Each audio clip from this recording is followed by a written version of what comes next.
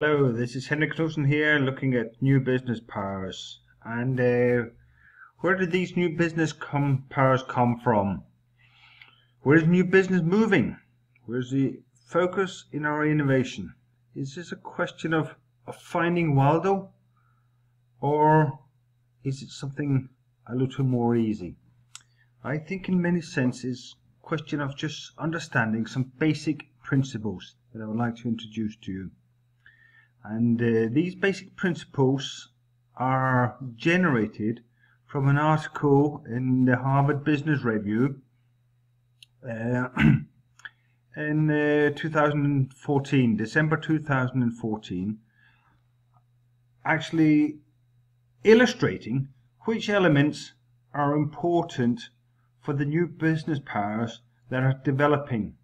And I think it's a very good point to have a look at what is actually happening with these new businesses, fast-moving businesses, and what is the logic behind it. After identifying this, the next question is, how can existing companies and new companies adapt to it? That, ladies and gentlemen, is a tricky question. Let's first of all turn to the new business powers and try to understand what is actually behind.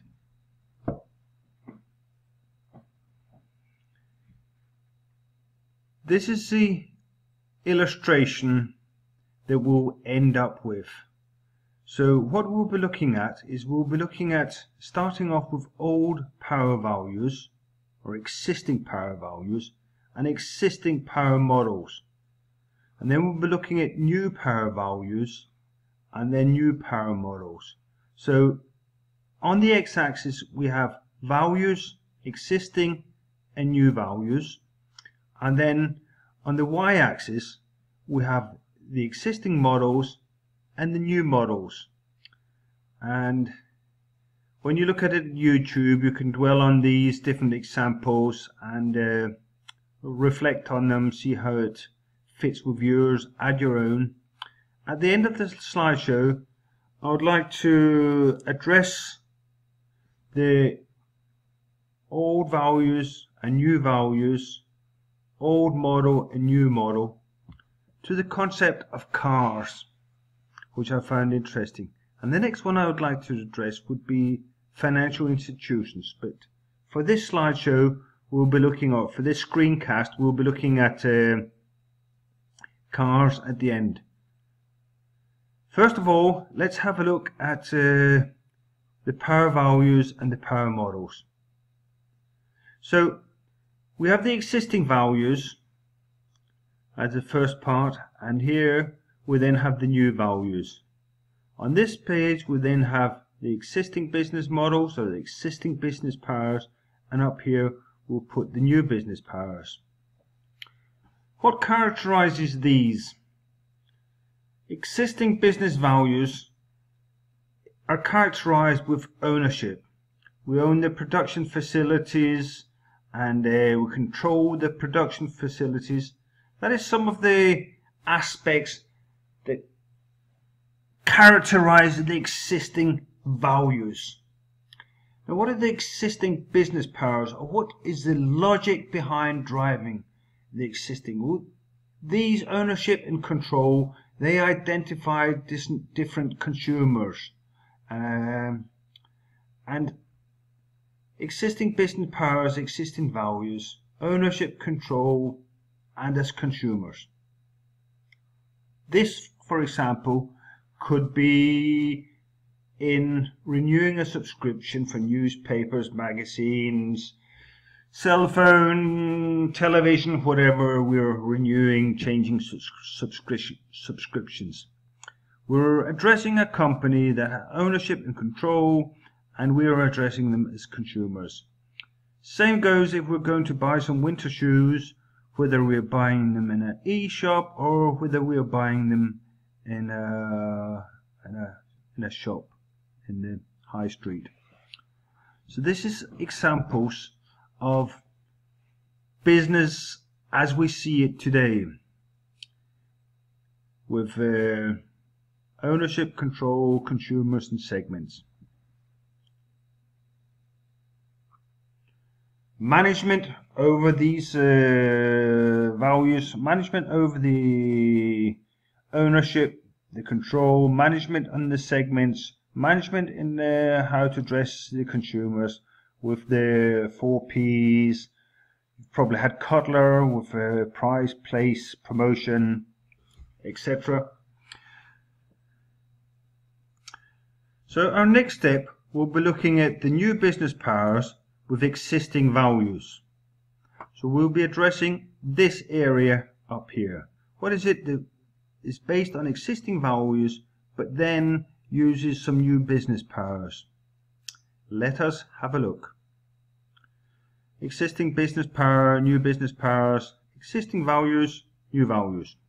Okay, new business powers is a question of participation. You could also say this would be a value, but leave this for the moment and let's just say new business power, because this is a business power instigated by the organization that is making the money, essentially. They also have to recognize that there must be some sort of contribution, so contributing and participating. And then as a result, we see new forms of cash flows. So new business powers look at participate, contribute, new cash flows. And this could be Nike ID, where you can customize not only your shoe, but your running community, your running program, if you're making some special training. Uber, where it's not existing values of somebody owning them. In Uber, they own it, they own the cars themselves.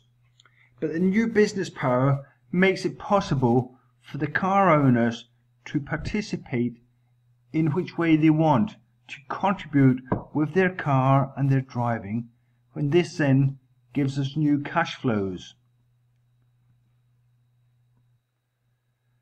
Now the attentive would probably say, well, what has this got to do with responsible business? It has something to do with responsible business in the sense that we're recognizing what is driving business and what customers want and how customers want to participate. And first we identify that, then we can put in the business approach, whether it's cradle to cradle or ISO 26000 or life cycle analysis. These are strategies that we can adopt, but we must first identify the underlying business powers that are driving. So let's look at what are the new values. This will be the next step. We've been here with the subscription in the shoes, and we move up here with participation, contribution, cash flow to look at some new models like Nike and Uber. Uber's an interesting example. I had a look the other day to find out how much has Uber increased in value since the day it was introduced to the market. Now brace yourself. Write down the post-it your guess. How much has Uber increased in value on a daily basis?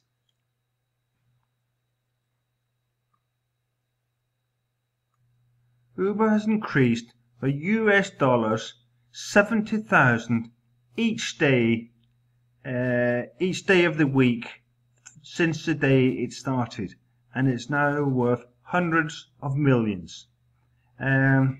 So it is quite interesting. New values, we have transparency, and we have ideas, sharing of ideas and sharing of thoughts. Existing business, existing values, new business powers, we've been there. Now what is in this area? With transparency, ideas, thoughts. It's blogs. Blogs where we can exchange information. It's Twitter for those that use that for pictures, thoughts. Different fora from where consumers can exchange experiences of what's good, how to use, how to improve.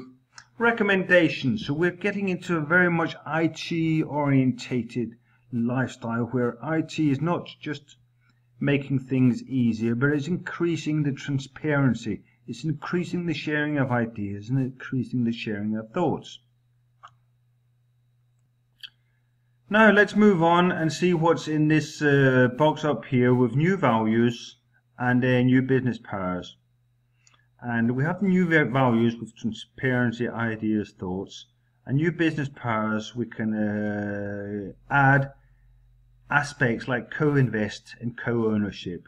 So co-investing, co-ownership. So we want to decide ourselves, and this is where it becomes very, very important in sustainability, because consumers generally do want to support sustainable solutions. If we had a hands up who wants to support sustainable solutions, I think it will have 100% in the audience. Whoever, probably not all will act on it yet, but they will do within a very short period of time. And to act, they also want transparency, ideas, thoughts, to be able to co-invest in co-ownership. This is, for example, Kickstarter, and there are many new initiatives there is for this is an idea, this is you want to promote, and Kickstarter has moved to really positioning which products and services consumers want. So now it's not any longer a top-down where the large organizations determine what it is customers and segments can buy. No, now it's a bottom-up where customers co-invest, have a co-ownership, see what's worth, have their ideas and thoughts concerning sustainability, and invest. For example, Kickstarter and all the other initiatives in that sort. Another example, Wikipedia, we co-invest, you can contribute, we have co-ownership, gives us transparency, gives some ideas, gives us some thoughts. So this is areas that we have to be attentive to, and please note that consumers are deciding now which services and which products they want on the market. It's moved from a top-down to a bottom-up due to the new use of information technology. Just to finish off, I would like to show you an example from the car. So when I was read through it sounds interesting. How does it suit? This is unfortunately not my car, at least not yet. But let's put the car into existing business and existing values. This is where we have our own car. In a garage, we drive it to service, pay the tax, etc. What happens in the new areas? We have GoMore, for example, where we the values, the new money streams, where the individual can put out their car for other users. Could also be new values in existing, where some of the organizations with cars say, well, if you buy a car together, say 5 or 10 people, then they share it. So it's the existing business powers, but the new values that are put into share. Or new business powers with new values. This is a use a car to go, where the electric cars are put to use around about in the city, and you with your smartphone can just access it and drive it to somewhere else, leave it there, and you pay for the time that you use it. So 3 very interesting concepts that are developed from understanding of our own car. And if you care to study it, there's a lot of other more options. I don't know which ones are specific here, but in Denmark, some of the ones is meanbdp.dk, letsgo.dk, or another alternative. This is even for the people without cars that are finding out how can we get together and pendle together, and in that way reduce the traffic, reduce CO2 emission, reduce the expenses, so being much more sustainable in their transportation, again from a bottom-up approach.